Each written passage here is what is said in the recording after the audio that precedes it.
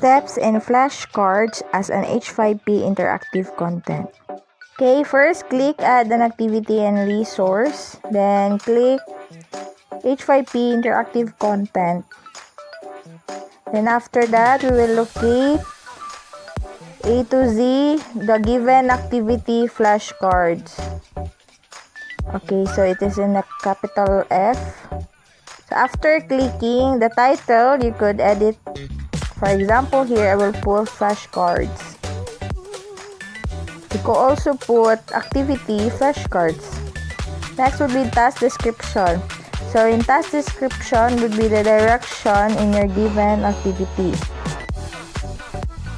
Give the correct meaning from the given picture. Okay, next we will add an item. So all you have to do is to click add in the image part, then locate the picture that you will use for item number 1. Next would be questions. So question would be an optional, so you could add an information or question about the given picture. Next would be answer. So all you have to do is to encode the answer for item number 1. In adding new item, all you have to do is to click add card. Then the process would be the same. So click image, then locate the picture for item number 2.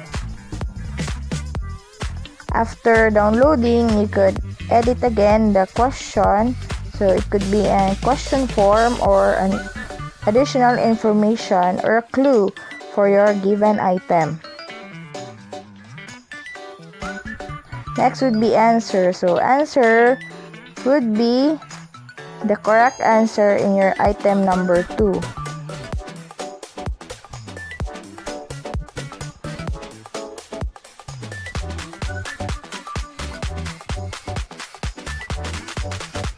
So if you are done encoding for your item number 1 and item number 2, you could edit the grade. So the maximum grade or the total score for the given items in the given activity would be 2. Then click save and return to course. So as we check the given activity flashcards, so let us click it.